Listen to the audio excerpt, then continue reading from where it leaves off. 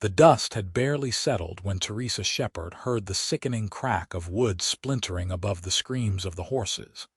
And then the world became nothing but crushing weight and blinding pain, as the fully loaded supply wagon tipped and pinned her beneath its massive wheel. She had been walking alongside the wagon train that spring morning in 1873, enjoying the crisp Missouri air as their group made its way toward independence after collecting supplies from a trading post 15 miles out. The trail had been rutted and treacherous from recent rains, and when the lead wagon hit a concealed washout, everything happened so fast that Teresa barely had time to gasp before she was thrown sideways. Her foot caught in the mud, and as the wagon lurched, the wheel rolled directly over her left leg and part of her hip, the weight of 2 tons of supplies and oak wood pressing her into the earth. The pain was extraordinary, unlike anything she had ever experienced in her 22 years. She could not even scream properly, only make small choking sounds as her vision blurred with tears and the edges went dark. She heard voices shouting, heard her sister Catherine crying out her name, but it all seemed distant and underwater. The wheel remained on top of her, immovable, crushing, and Teresa felt certain she would die right there in the Missouri mud. Then she heard a different voice, calm and commanding, cutting through the chaos.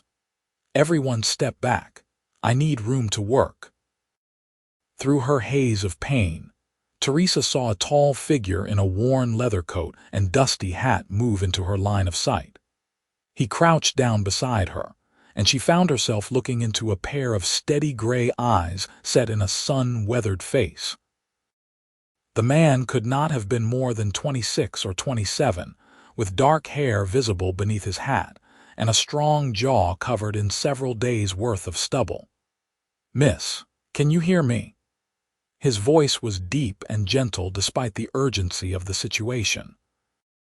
Teresa managed a small nod, though even that movement sent fresh waves of agony through her body. "My name is Matthew Rawlings. I'm going to get you out from under this wheel, but I need you to stay conscious if you can. Can you do that for me?" "Hurts," Teresa gasped, the only word she could manage. "I know it does. I am going to fix that." He looked up at the gathered crowd. "I need every able man on the other side of this wagon. When I lift, you push it away from her. Understand?" Several men scrambled to obey, though one older teamster shook his head doubtfully. "That wheel has got to weigh near 800 pounds with the load pressing down on it. Ain't no single man can lift that." Matthew did not bother arguing. He positioned himself beside the wheel, getting his hands underneath the rim, his boots planted firmly in the mud. Teresa watched through her pain-glazed eyes as he took several deep breaths, his face set with concentration. The muscles in his arms and shoulders tensed visibly even through his coat. "On 3, he said. 1, 2, 3. What happened next seemed impossible to Teresa's fading consciousness. She heard Matthew make a sound somewhere between a grunt and a roar, saw every muscle in his body strain with effort, and incredibly, impossibly, the crushing weight began to lift.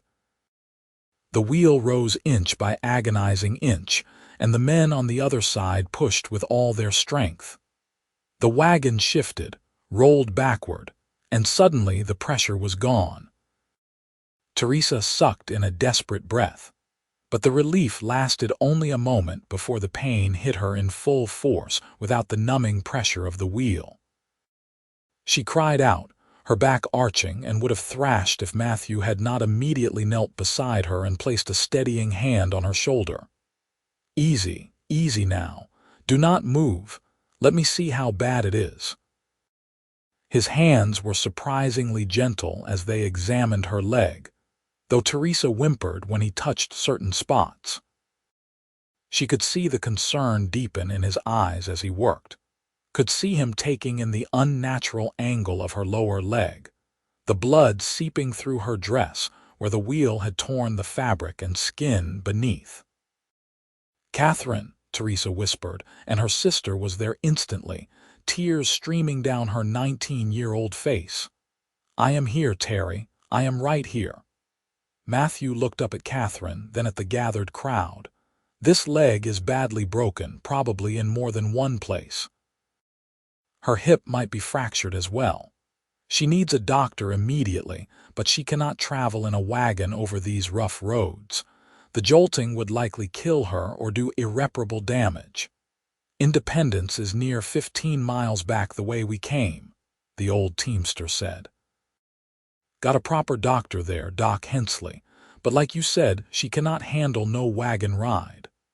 Matthew was silent for a moment, his jaw working as he thought. Then he looked down at Teresa with those steady gray eyes. "Miss, I am going to carry you to Independence. It is the only way." Teresa tried to shake her head, tried to say that was impossible, that no man could carry another person 15 miles, but the words would not come. The pain was pulling her down into darkness, and she felt herself slipping away. "Stay with me," Matthew said sharply, patting her cheek. "Look at me. Stay awake." She forced her eyes to focus on him, used his voice as an anchor to consciousness. "Catherine, is it?" he said to Teresa's sister. "I need you to help me. We have to immobilize this leg before I can move her." Catherine wiped her eyes and nodded, steadying herself. Together, they worked quickly, using boards from a broken crate and torn strips of cloth to create a splint. Every touch sent lightning bolts of agony through Teresa's body, but she bit down on the leather strap Matthew gave her and tried not to scream. When they finished, Matthew removed his coat and fashioned a sling from it, carefully positioning it around Teresa's body. "This is going to hurt," he warned her. "But once I have you up, it should be more stable. Are you ready?" Teresa nodded, though she was not ready at all. Nothing could have prepared her for the sensation as Matthew slid his arms beneath her and slowly, carefully stood up. She did scream then, could not help it, and her vision went white with pain. She felt herself being lifted, felt the strong arms supporting her, and then Matthew was walking, each step measured and careful. "I have got you," he said close to her ear. "I am not going to let anything happen to you." The first mile was the worst. Every small movement sent fresh stabs of pain through Teresa's shattered leg, and several times she nearly passed out. But each time she felt herself slipping away, Matthew's voice pulled her back, steady and reassuring, telling her to hold on, telling her she was doing well, telling her they were making progress. He did not stop to rest. Catherine and 2 men from the wagon train came along initially, but after the first hour, Matthew had pulled ahead with his long, determined strides. The men fell back, unable to match his pace. Catherine stayed close, though, her face tight with worry as she watched her sister suffer. "How can you do this?" she asked Matthew after the second mile. "How are you not exhausted?" "I have carried heavier loads farther," Matthew said simply, his breathing steady despite the burden. "Worked in the Colorado mines for 3 years. Got trapped with my brother once, had to carry him 2 miles through collapsed tunnels with a broken back. This is hard, but I have done harder." Teresa drifted in and out of awareness as they walked. Sometimes she was conscious of the rhythm of Matthew's steps, the strong, steady beat of his heart against her ear where her head rested against his chest. Other times she seemed to float away, dreaming strange fever dreams where she was dancing at the Independence Social Hall, where she was riding her father's old mare across the prairie, where everything was normal and there was no pain. But the pain always pulled her back. "Talk to me," Matthew said during the 3rd mile. "Tell me about yourself. What were you doing out here with the wagon train supplies?" Teresa managed through gritted teeth. "Father runs a mercantile in Independence. Sent Catherine and me to collect goods from the trading post." Your father sent 2 young women alone. We had 3 men with us, Catherine said. They stayed with the wagons. Matthew made a sound that might have been disapproval but said nothing. They walked on, the sun climbing higher in the sky. Teresa could feel the heat of it on her face, could feel the sweat that had begun to soak through Matthew's shirt where she rested against him. His arms never wavered, never trembled with fatigue, though she knew he had to be exhausted. "Why did you help me?" she asked during a moment of clarity. "You do not even know me. Do I need a reason to help someone who is hurt? Most people would have tried to make me comfortable in a wagon, would have taken the easier path." "The easier path would have killed you," Matthew said bluntly. "I have seen what happens to people with injuries like yours when they are jostled over rough roads. The broken bones tear through muscle and blood vessels. I was not going to let that happen to you." There was such simple certainty in his voice, such matter-of-fact determination, that Teresa felt something warm bloom in her chest despite the pain. This stranger was willing to carry her 15 miles simply because it was the right thing to do, because she needed help and he could provide it. "Tell me about the mines," she said, wanting to keep him talking, wanting to focus on anything other than the grinding agony in her leg. So Matthew talked as he walked, his voice steady and unhurried. He told her about growing up in Kentucky, about heading west with his younger brother Daniel after their parents died. He told her about the silver mines in Colorado, about the back-breaking work in the darkness, about the camaraderie among the miners and the constant danger. He told her about the cave in that nearly killed Daniel, about carrying his brother through 2 miles of collapsed tunnels with broken support beams falling around them. "Is your brother all right?" Catherine asked. "He is. Lives in Denver now with his wife and baby daughter. I left the mines after that, decided I had spent enough time underground. Been wandering since then, picking up work where I can find it. I was heading to Independence to see about a job at the livery stable when I came across your wagon train." "Fate," Teresa murmured. "Maybe so," Matthew agreed. The 4th and 5th miles blurred together in Teresa's memory. The sun beat down mercilessly, and she could hear Matthew's breathing become slightly heavier, could feel the tremor that occasionally ran through his arms. But he did not slow down, did not complain, just kept walking with that same steady, determined pace. Catherine tried several times to get him to rest, to let her take a turn, but Matthew refused. "She is positioned just right," he explained. "If I put her down and then pick her up again, I might shift something and make it worse. Better to just keep going." So they kept going. By the 6th mile, Teresa noticed blood seeping through the makeshift bandages on her leg. She said nothing, not wanting to worry Catherine or slow Matthew down, but he noticed anyway. "We will have you to the doctor soon," he promised. "Just hold on a little longer." "You should rest," Teresa said. "Please, just for a few minutes." "If I stop, I might not be able to start again," Matthew admitted. "My body knows what it needs to do right now.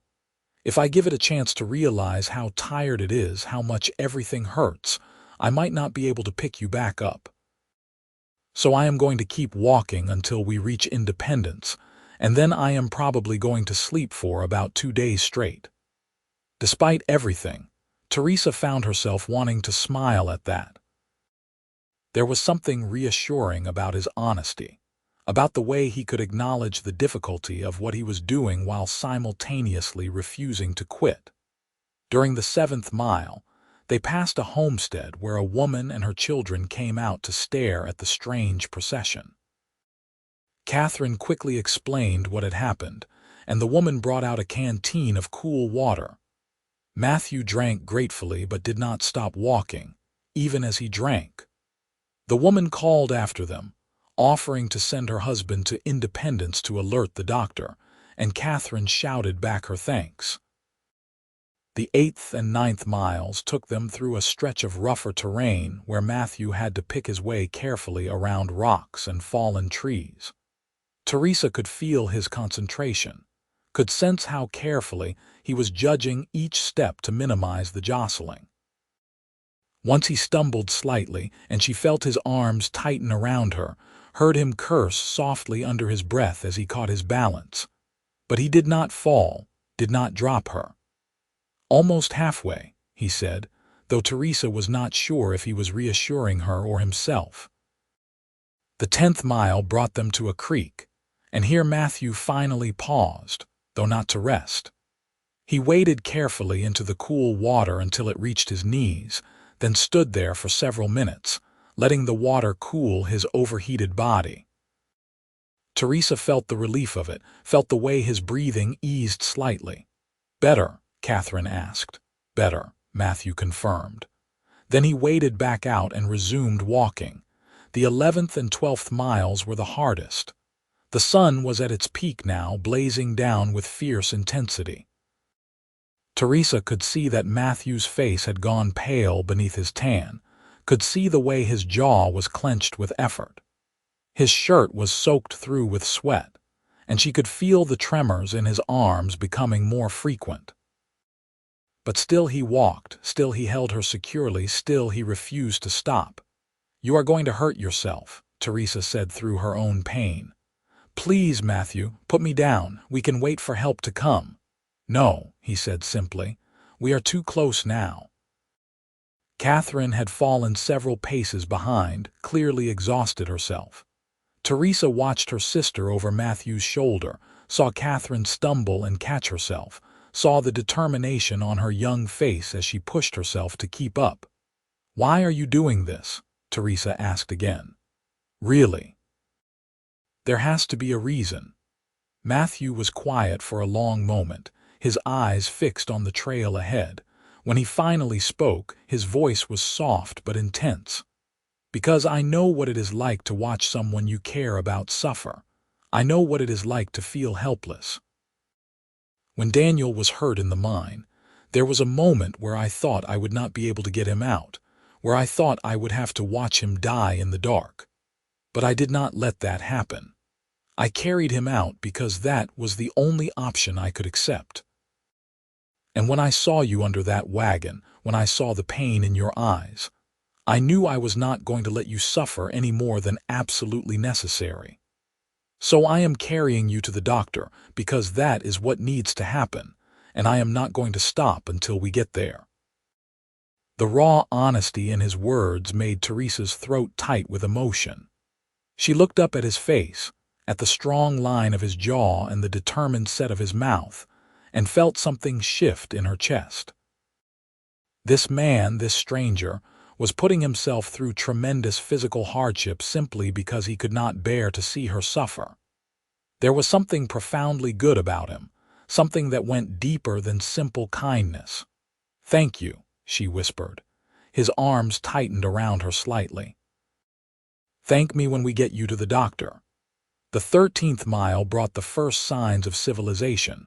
They passed farms with cultivated fields, saw smoke rising from chimneys in the distance. Catherine caught up, breathing hard, and pointed ahead. "There. I can see the church steeple." "We are almost there." Matthew did not respond, just kept walking. Teresa could see that he was nearing the end of his endurance. His face was gray now, his breathing labored. The tremors in his arms had become almost constant, and she could feel the way his steps had become slightly unsteady. But he did not slow down. If anything, he seemed to find some reserve of strength and picked up his pace. The 14th mile took them into the outskirts of Independence. People stopped to stare as Matthew strode past with Teresa in his arms, Catherine hurrying along behind. Someone called out, asking if they needed help, and Catherine shouted back that they needed Dr. Hensley immediately. "His office is on Market Street," someone else yelled. "2 blocks past the Mercantile." Matthew turned down the main street, his boots thudding on the packed dirt. Teresa could see the familiar storefronts now, could see her father's mercantile up ahead. And there was her father himself, running out into the street with her mother close behind, their faces masks of shock and horror. "Teresa," her mother cried. "Oh God, what happened?" "Wagon accident," Catherine gasped out. "Her leg is broken bad. He carried her all the way from the trading post trail." Teresa's father, James Shepherd, looked at Matthew with something like awe. "You carried her 15 miles. Where is the doctor?" Matthew asked, his voice hoarse. "This way, son. Follow me." James ran ahead, and Matthew followed, his breathing now coming in harsh gasps. They turned onto Market Street, and Teresa saw the doctor's office with its painted shingles swinging in the breeze. James burst through the door, shouting for Dr. Hensley, and moments later Matthew was inside, carefully lowering Teresa onto the examination table. The moment he released her, his legs gave out and he collapsed to his knees beside the table, his chest heaving, his entire body shaking with exhaustion. "Someone get this man water," Dr. Hensley ordered, moving immediately to examine Teresa. The doctor was a gray-haired man in his 50s with gentle hands and sharp eyes. He looked at the splint, at the blood-soaked bandages, and then at Matthew. "You did this splinting," Matthew nodded, unable to speak. "Good work. Probably saved her leg." He looked at Teresa's father.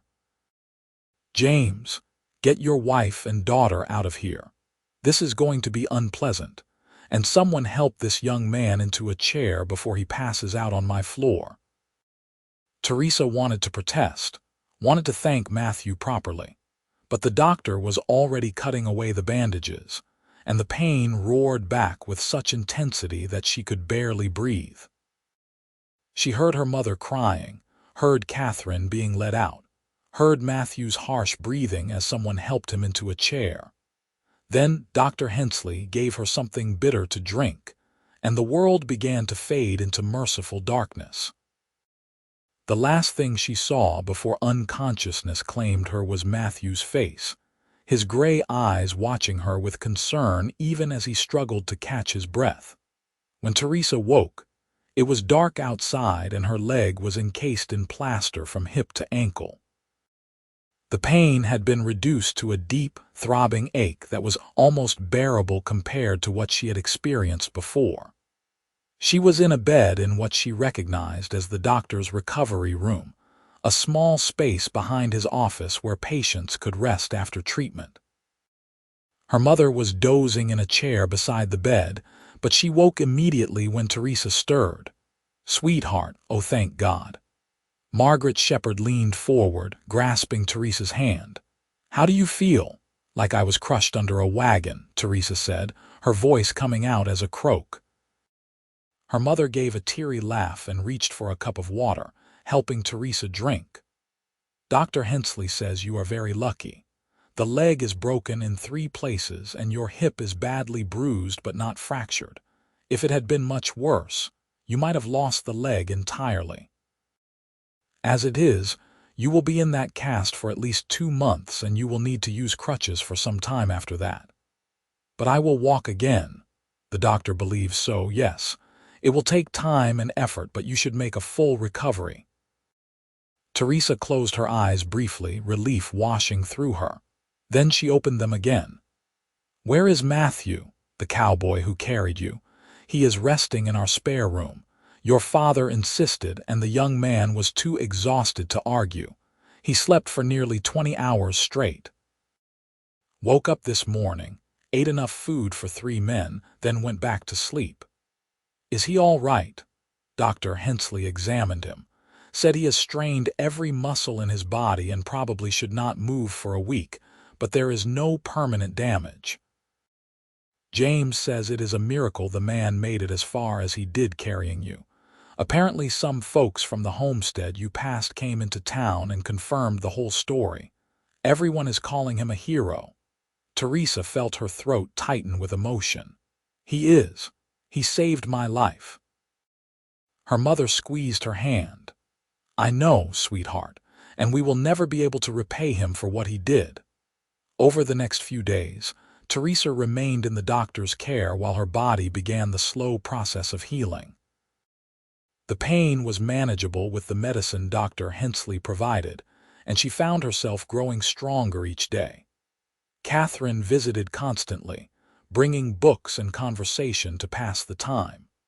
Her father came by each evening after closing the mercantile, bringing treats and news from town. But it was on the third day that Matthew finally came to see her.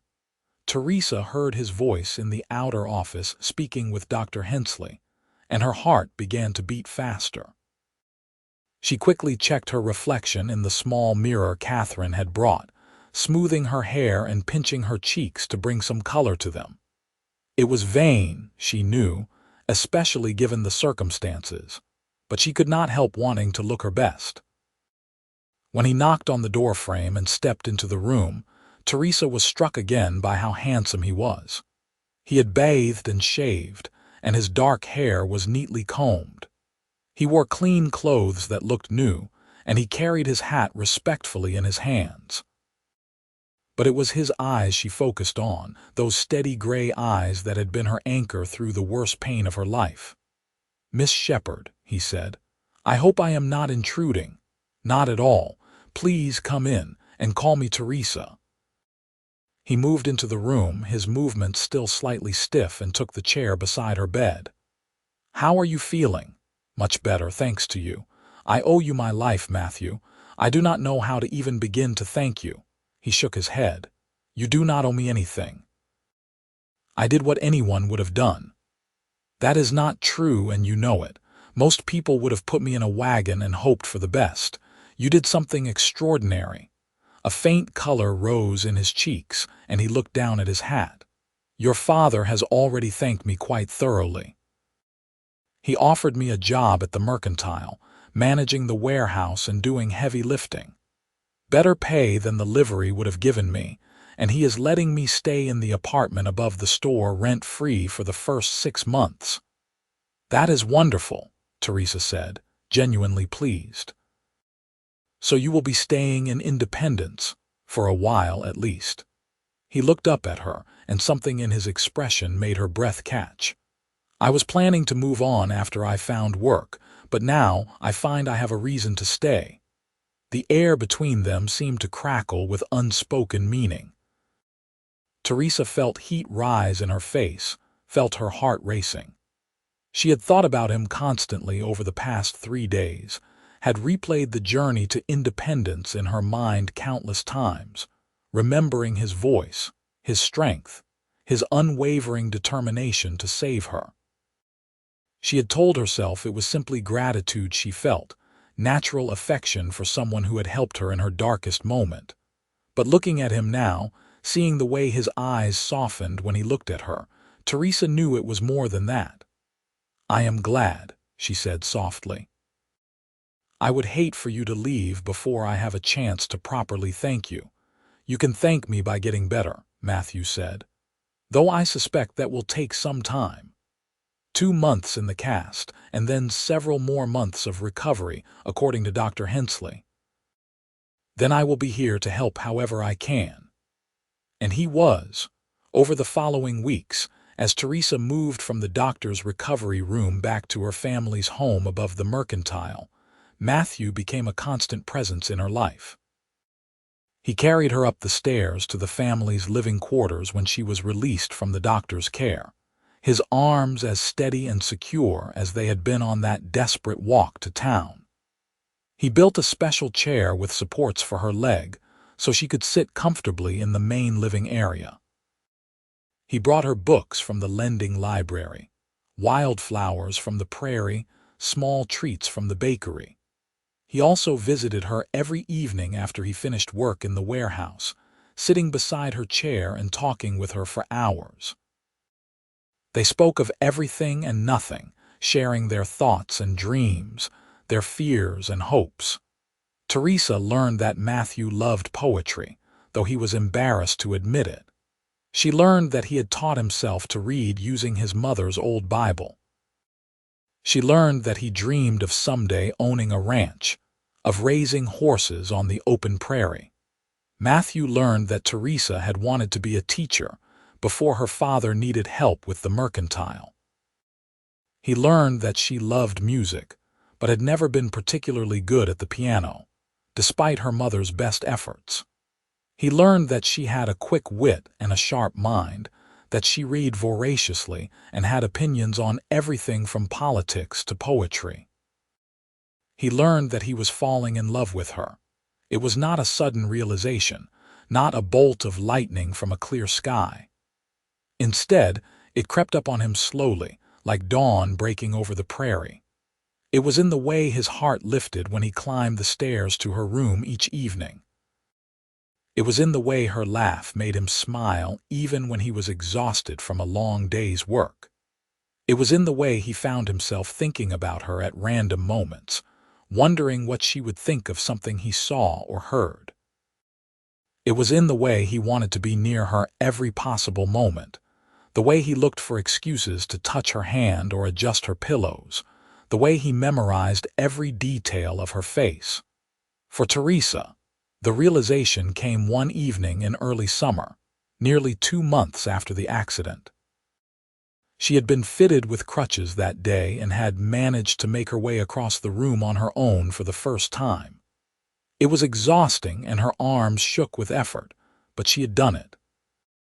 And when she looked up, she saw such pride and joy on Matthew's face that her heart seemed to swell in her chest. That was when she knew. She loved him. She loved his strength and his gentleness, his quiet determination and his unexpected sensitivity. She loved the way he looked at her, the way he listened when she spoke, the way he never made her feel weak or broken despite her injury.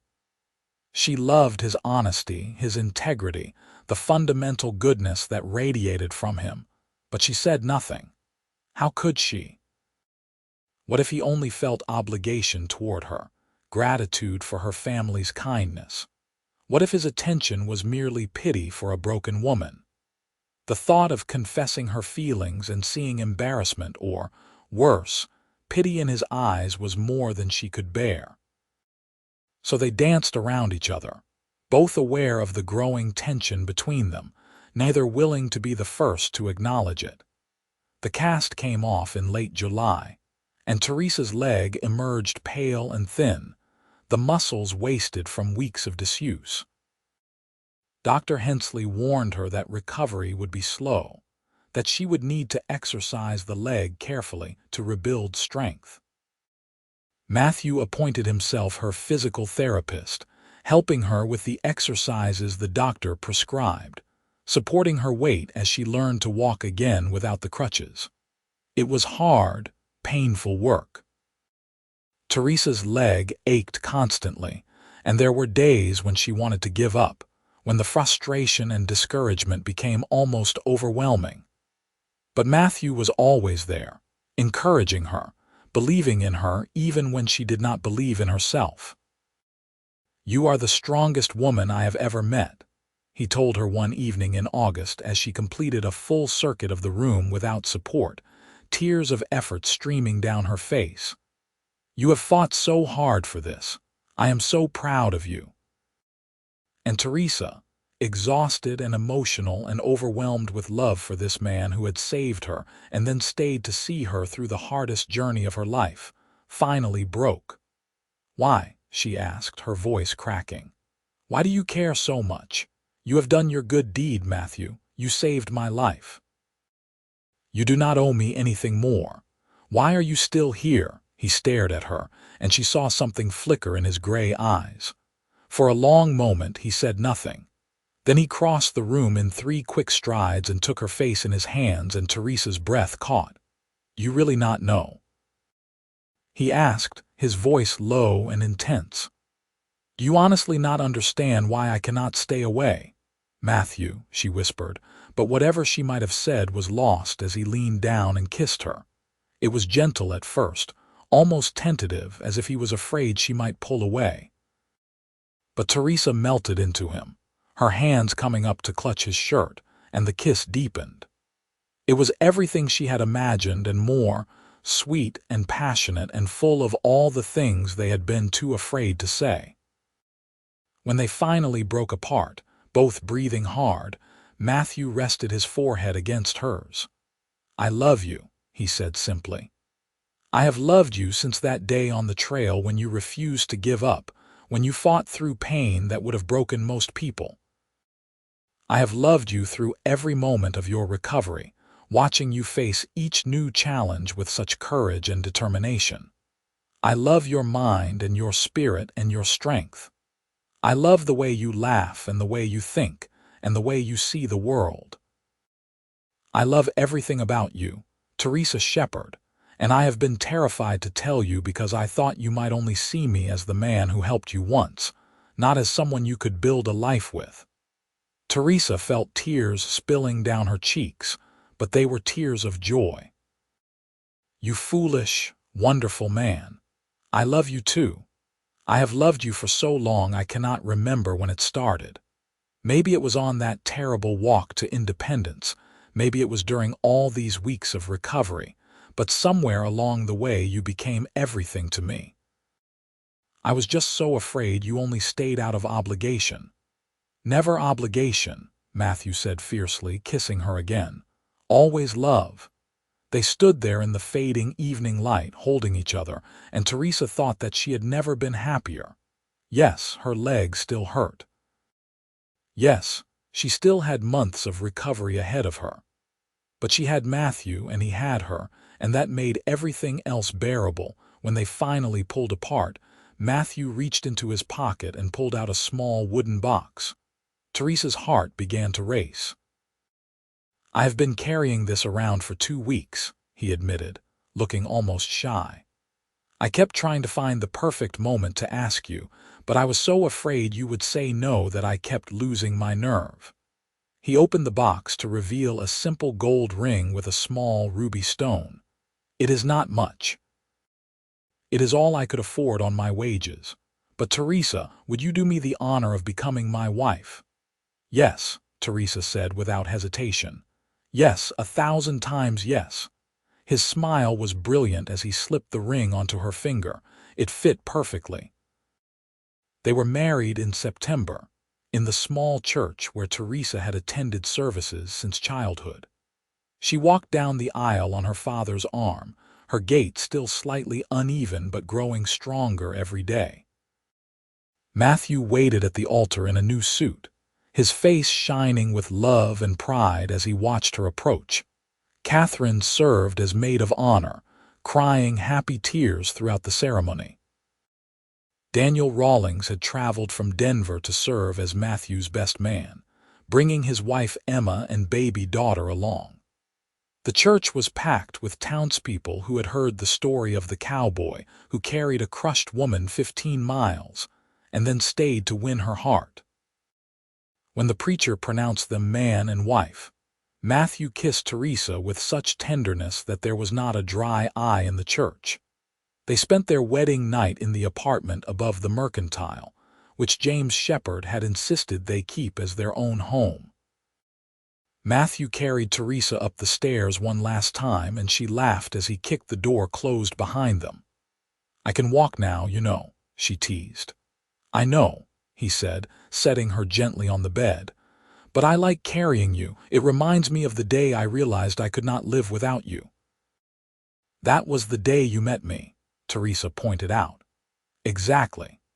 Their first year of marriage was one of adjustment and joy. Teresa continued to regain strength in her leg, eventually reaching a point where she walked with only the slightest limp that was barely noticeable except when she was tired. She returned to work in the Mercantile, managing the books and inventory while Matthew handled the warehouse operations. They were a good team, complementing each other's strengths. Matthew's physical capabilities and practical nature balanced Teresa's head for numbers and organizational skills. The Mercantile prospered under their combined management, allowing James to gradually step back and spend more time with Margaret. But more than business partners, they were deeply in love.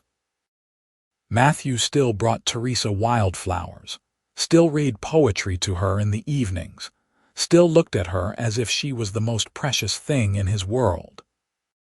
Teresa still found new reasons to fall in love with her husband every day, still marveled at the combination of strength and gentleness that defined him.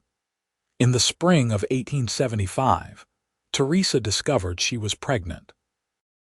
Matthew was overjoyed, though he immediately became impossibly protective, fussing over her and trying to prevent her from doing any work at all. Teresa had to firmly remind him that she was pregnant, not made of glass, and that she had already survived much worse than carrying a baby. Their son was born in November, healthy and strong with his father's gray eyes and his mother's dark hair. They named him James Daniel Rawlings, honoring both their fathers. Matthew cried when he first held his son, his large hands cradling the tiny baby with infinite care. "I never thought I would have this," he said to Teresa as she recovered from the birth. "A wife I love, a son, a real home. I spent so long just drifting from place to place, working to survive. And then you changed everything." "You changed everything for me too," Teresa said. "You gave me my life back when I thought it was over." They raised young James with love and attention, teaching him to be kind and strong and honest. The boy grew quickly, and by the time he was 2, Teresa was pregnant again. This time they had a daughter, whom they named Margaret Catherine after both her grandmothers and her aunt. The little girl had Matthew's quiet determination and Teresa's quick mind. As the years passed, the Rawlings family became a cornerstone of the Independence community. Matthew eventually became a partner in the mercantile after James Shepherd retired fully, and his reputation for fair dealing and honest work made the business more successful than ever. Teresa started a lending library in a room of the store, fulfilling her old dream of teaching by helping the children of Independence learn to love reading. Catherine married a banker from Kansas City and moved away, though she visited often with her own growing family. Daniel and Emma eventually moved to Independence as well, buying a small ranch outside town where they raised horses. The two brothers and their families became inseparable, their children growing up more like siblings than cousins. Through it all, Matthew and Teresa's love remained constant. They had their disagreements, of course, their moments of frustration or misunderstanding. But they always came back to each other, always remembered what they had overcome together, always chose love. On their 10th wedding anniversary, Matthew took Teresa back to the spot where the wagon had overturned all those years ago. The trail had been rerouted since then, the dangerous washout filled in, but they found the place by memory. They stood there together, looking at the peaceful landscape, and Matthew pulled Teresa close. "You ever regret it?" he asked. "The accident, I mean, the pain you went through, the long recovery." Teresa thought about it seriously, then shook her head. "No. I would not wish the pain on anyone, but I cannot regret it. If it had not happened, I might never have met you. We might have passed each other on the street 100 times and never really seen each other. That wagon wheel crushing me was the worst thing that ever happened to me, but it also led to the best thing that ever happened to me." "You," Matthew said softly. "You are the best thing that ever happened to me." He kissed her there, on that spot where their story had begun with tragedy and terror, where she had been broken, and he had refused to accept that breaking. It was a kiss of gratitude and love and promise, a kiss that acknowledged the past while celebrating the future they had built together. James and Margaret, now 8 and 6, played nearby, laughing and chasing each other through the tall grass. Matthew and Teresa watched their children, their hands intertwined, and both knew the same thing without having to speak it. They had been blessed. The years continued to unfold with the gentle rhythm of a life well lived. Matthew and Teresa eventually had two more children, another son named Thomas and a daughter named Sarah. The mercantile expanded to include a hardware section and a larger warehouse. Matthew hired several men to help with the heavy work as his children grew, wanting to spend more time with his family. He never forgot the lessons of his early life, never took for granted the comfort and stability he had found. He taught his sons to work hard and treat people fairly. He taught his daughters to be strong and independent, to never let anyone tell them they were less capable because of their sex. He loved his wife with the same intensity he had felt that day he lifted the wagon wheel, the same determination that had carried him 15 miles with her in his arms. Teresa flourished as well, growing into a respected figure in independence. She expanded the lending library into a proper reading room that served the whole community. She tutored children who struggled with their studies and championed education for girls as well as boys. She walked without a limp now, though her leg ached in cold weather, a permanent reminder of the day her life changed forever. She looked at that day not with regret but with gratitude. Yes, she had suffered. Yes, she had endured pain that still sometimes woke her from nightmares. But she had also discovered her own strength, her own capacity to endure and overcome. And she had found Matthew, her steadfast companion, her greatest love. On the evening of their 25th wedding anniversary, the Rawlings house was filled with family and friends. James, now a young man of 24, had taken over much of the mercantile management. Margaret, at 22, was engaged to a lawyer in town. Thomas, at 17, was apprenticing with the town carpenter. Sarah, at 15, was already showing signs of her mother's business acumen and her father's steady determination. Daniel and Emma were there with their grown children. Catherine had come from Kansas City with her husband and 4 children. Dr. Hensley, now elderly but still practicing, attended with his wife. James and Margaret Shepherd, both gray-haired and content in their retirement, beamed at their daughter and son-in-law. When the guests had left and the children had gone to bed, Matthew and Teresa sat together on the porch of their home, watching the stars emerge in the darkening sky. Matthew's arm was around Teresa's shoulders, and she leaned into him, perfectly content. 25 years, Teresa mused. Sometimes it feels like yesterday, and sometimes it feels like forever. Both, Matthew agreed. I remember every detail of that day, Teresa. The weight of you in my arms, the determination in your eyes even through the pain. I remember thinking that anyone who could fight that hard to stay conscious, to survive, was someone extraordinary. I was right. You were the extraordinary one, Teresa countered. You did something impossible out of sheer will.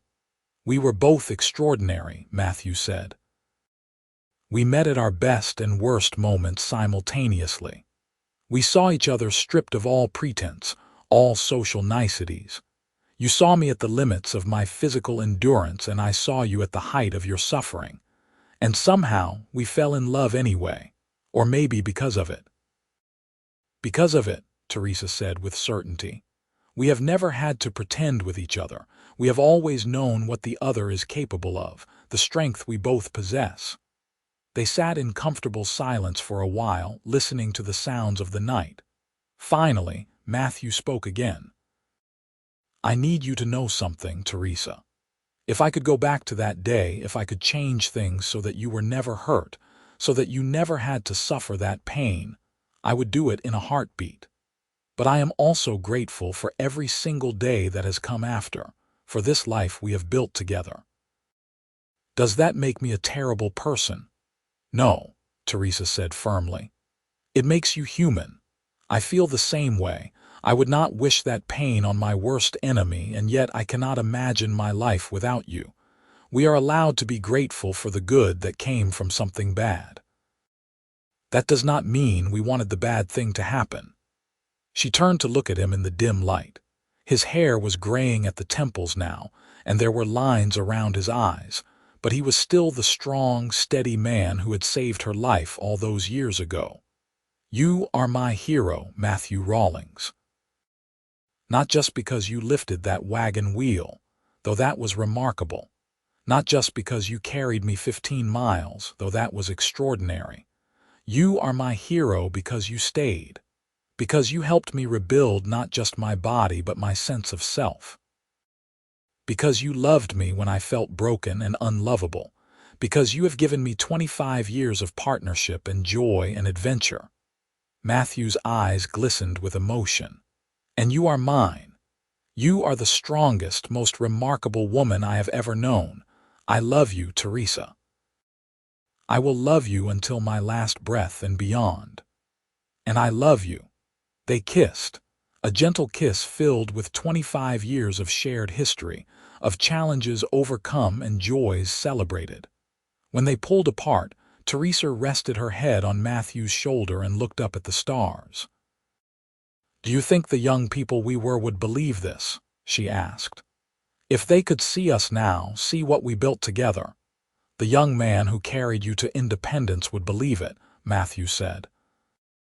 "Because even then, even in those first hours of knowing you, I felt that you were going to change my life. I just did not know how completely." They stayed on the porch until the night grew cool and Teresa's leg began to ache, the old injury making its presence known. Matthew helped her inside, his arm supporting her just as it had done countless times over the years. They climbed the stairs to their bedroom, moving in the easy synchronization of a couple who had lived together for decades. As they lay in bed that night, Teresa thought about the journey that had brought them here. It had started with catastrophe, with pain and fear, and a desperate race against time. But it had led to love, to family, to a life richer and fuller than she could have imagined on that terrible day under the wagon wheel. She felt Matthew's arm around her waist, felt his steady breathing as he drifted toward sleep, and knew that she was exactly where she was meant to be. The years rolled on, bringing changes as they always do. The children married and started families of their own. The mercantile was eventually passed down to James Jr., who ran it with the same integrity his father had demonstrated. Matthew and Teresa became grandparents, then great-grandparents, their family tree spreading wide and strong. They grew old together, their hair turning white, their movements slowing. Teresa's leg bothered her more frequently as she aged, and Matthew developed arthritis in his shoulders and arms, a permanent reminder of the day he had pushed his body to its absolute limits. But they wore these marks proudly, badges of honor from the day that had brought them together. In the spring of 1903, on the 30th anniversary of the accident, Matthew and Teresa made one final trip to the place where the wagon had overturned. They were both 70 now, moving carefully over the uneven ground. Their children had protested the journey, worried about the physical strain, but Matthew and Teresa had insisted. They stood together at the spot, holding hands, remembering. The landscape had changed over the decades. Independence had grown, spreading out beyond its original boundaries. The trail where the accident happened had become a proper road, but the memories remained vivid. "I can still feel the weight of that wheel," Teresa said softly. "I can still remember thinking I was going to die." "I can still feel the strain in my arms," Matthew said. "I can still remember forcing myself to take one more step, then another, then another. We were so young. We were, but we became who we are because of what happened here. This place shaped us." Teresa nodded, leaning into her husband. They had lived a good life, a full life. They had loved deeply, raised children who made them proud, built a legacy that would endure.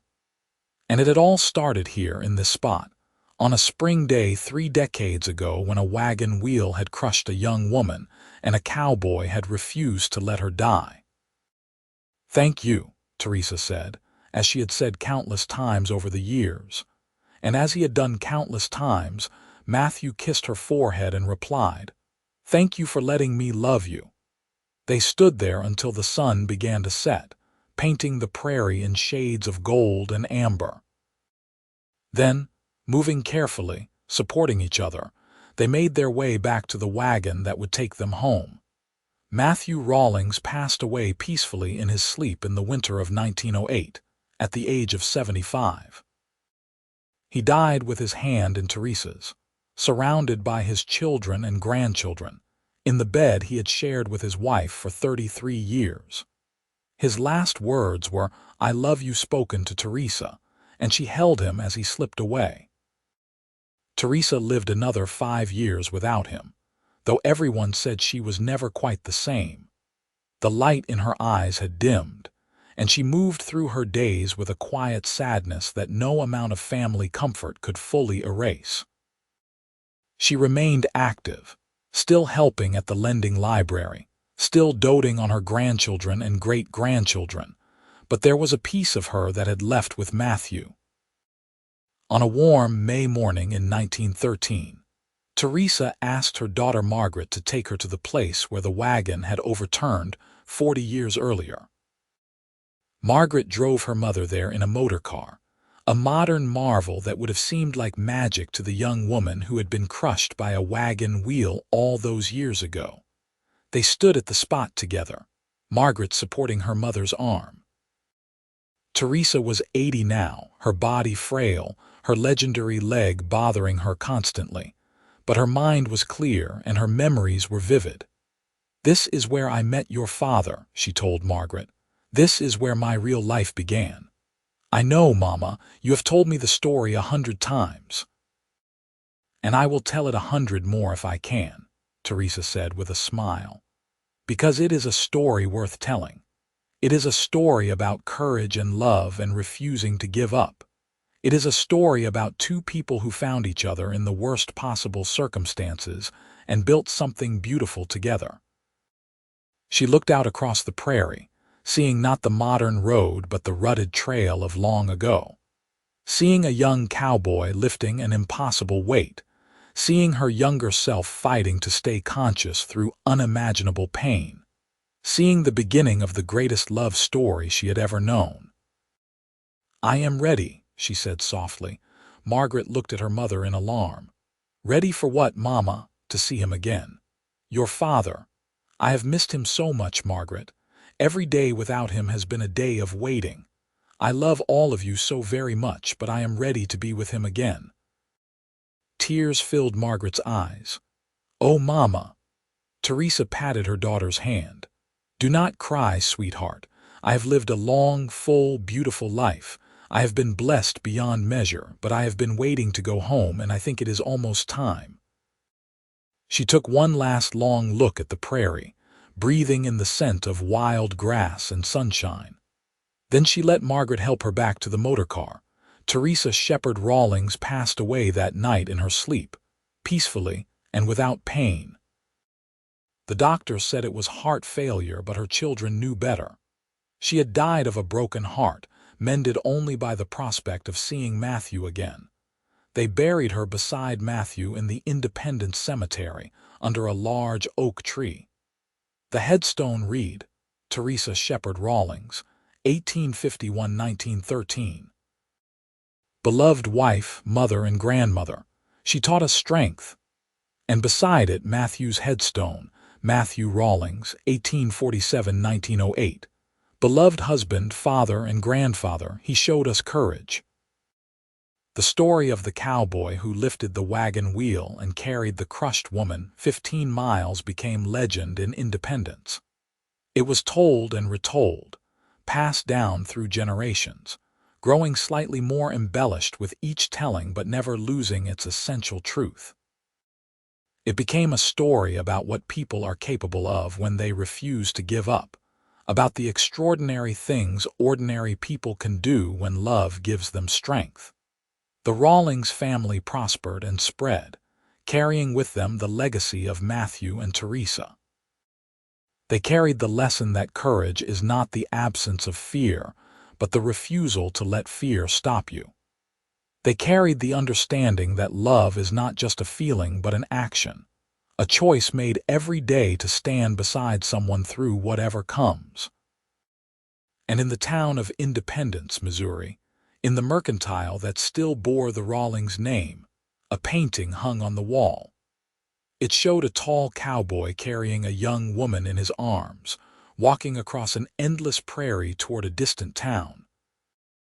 The cowboy's face was set with determination, and the woman's eyes were closed but peaceful, trusting. Beneath the painting was a brass plaque that read, "In memory of Matthew and Teresa Rawlings." He carried her to safety, and she carried him in her heart. They showed us what love truly means. The painting remained there for decades, a reminder to everyone who saw it that heroism comes in many forms, that love can transform tragedy into triumph, and that the strongest force in the world is not muscle or might, but the determination to protect and cherish those we hold dear. And on quiet nights when the wind blew across the prairie and the stars shone bright over Independence, some folks swore they could see two figures walking hand in hand across the landscape, a tall cowboy and the woman he loved, finally reunited and walking together into forever.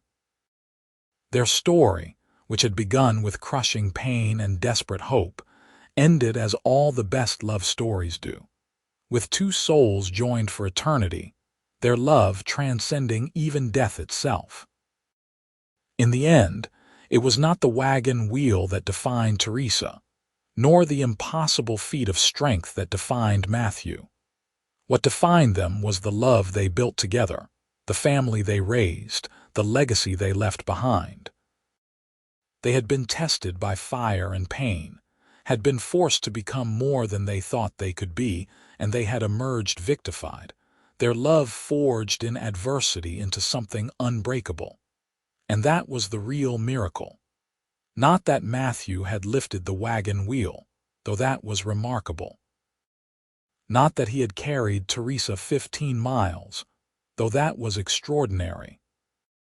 The miracle was that they had found each other in that moment of crisis, and had chosen, every day thereafter, to keep choosing each other, to keep building their love, to keep believing in the power of two hearts united in common purpose.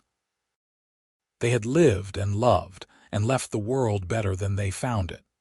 And in the end, what more could anyone ask for? Their great-great-grandchildren still lived in Independence, still heard the story of how their ancestors had met. They still visited the graves beneath the oak tree, still looked at the painting in the mercantile, still felt the weight of that legacy of courage and love. And they carried it forward, as Matthew and Teresa would have wanted, proving that while individual lives may end, love stories echo through generations, teaching and inspiring all who hear them. The story of the cowboy and the crushed woman beneath the wagon wheel became more than just a tale of one couple's journey. It became a testament to the enduring power of human courage, compassion, and the transformative force of love. In that small Missouri town, in the hearts of all who knew their story, Matthew and Teresa Rawlings lived forever, their love a beacon lighting the way for all who came after, showing that sometimes the worst moments of our lives can lead to the very best, that tragedy can become triumph, and that true love, once found, never truly ends.